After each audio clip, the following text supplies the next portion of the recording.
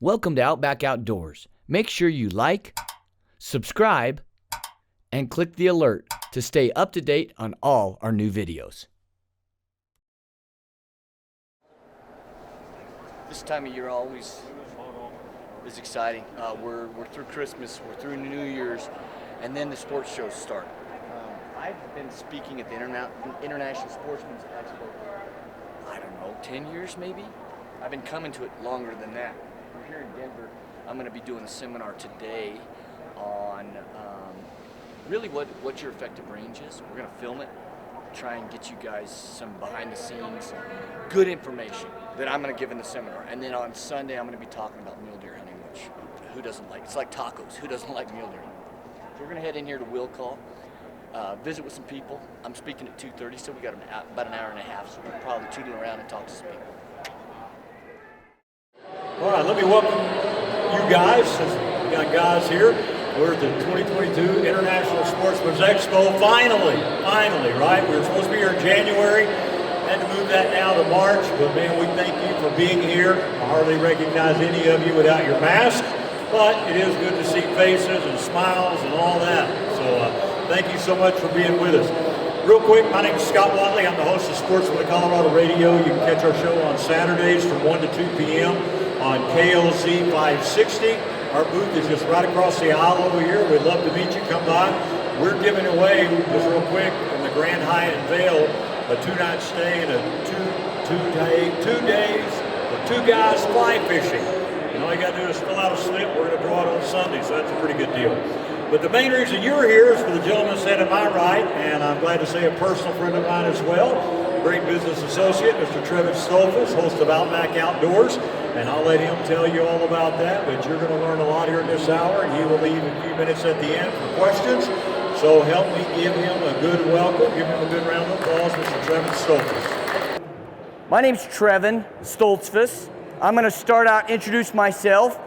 I am not a born and bred Coloradan, but I've been here 20 years, so I hope you guys give me a little credit for at least sticking it out. He says a little bit, just a little bit. But I know this guy, so he should be up here, right here, teaching too. You can learn a lot from him. So what I'm going to talk about today is archery hunting and understanding your effective range. But before I do that, I want to ask one question. Who bow hunts in here? Raise your hand. Okay. Who bow hunts in Colorado? Raise your hand. Okay. Who thinks bow hunting is important enough to save it for the next generation? Raise your hand. Who's a member of the Colorado Bow Hunters Association? If your hand's not raised, my question to you is why not? Because if you are as fanatical about bow hunting as I am, we need to preserve it for my daughter, for the future generations. And the Colorado Bow Hunters Association does that. I have a story, but I'm not going to talk about it now. If you guys remind me, I'll tell you about the Blaze Orange debacle during bow hunting that the Colorado Bow Hunting Association just got turned over. Okay? So just remind me of that. If I forget, I'm sorry, but you can go down to the CBA booth down there. So what I want to talk about is what is your real effective range? If I'm a basketball player and I wasn't, I know you think that's crazy because I'm so tall. I was a wrestler, I'll be honest. But a basketball player, when you start out, you start shooting short, right? Until you're really consistent at that short range. And then what do? You back up. Pretty soon you're at the free throw line, right? And you're shooting your free throws until you're consistent. Then you back up to the three-point line, okay? I'm going to use that analogy as we look. This is not a seminar about shooting outside of your effective range, and everybody's is a little bit different. This is about determining and being honest with yourself about your effective range. So what does effective range mean? I'll throw this out. This is interactive. What does effective range mean?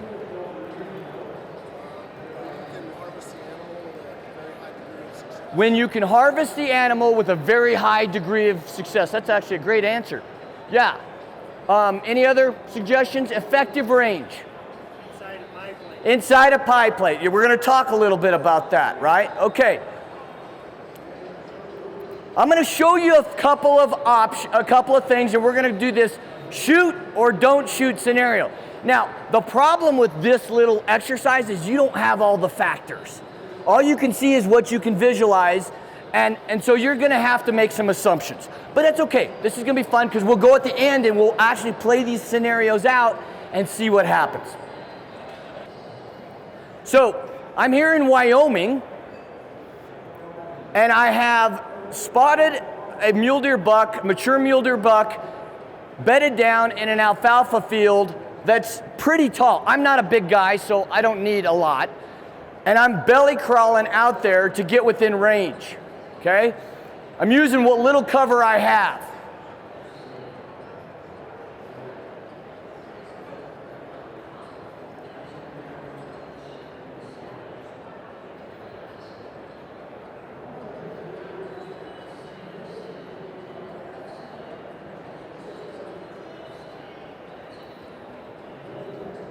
Okay, so the question is, do I shoot or not shoot?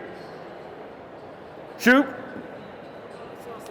You saw some grass, maybe some obstruction. Now you're looking, you don't exactly know what me as a shooter, but yes, that's a factor, right? Okay, next scenario. It's Kansas, and it's that golden hour. And I'm sitting on a camera screwing around doing B-roll. And one of my target bucks comes out. My dad's running camera in the tree with me, and I say, buck, buck, buck. And then I'm looking, he's looking around, there's a doe with him. Now, he's a little bit out there, but I identify him right away. I get a range.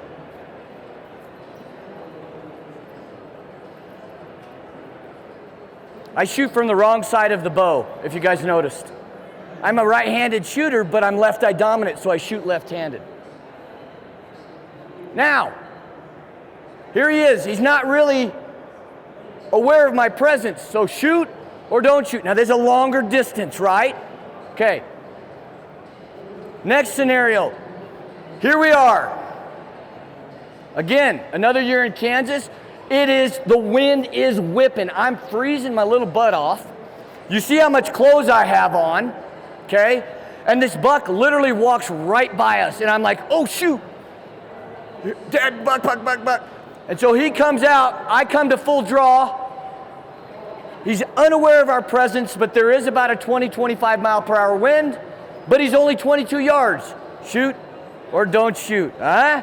I see a lot of guys thumbs up, right?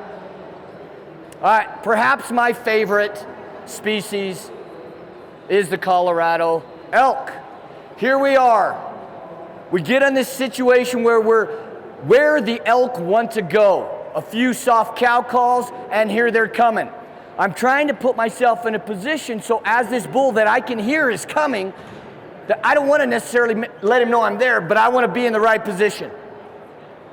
I hear him coming, I can hear him glunking. Uh-oh, he's 7 yards from me. Shoot or don't shoot. Thanks for watching Outback Outdoors. We encourage you to comment below, and as always, like, subscribe, and click the alert to stay up to date on all our new videos.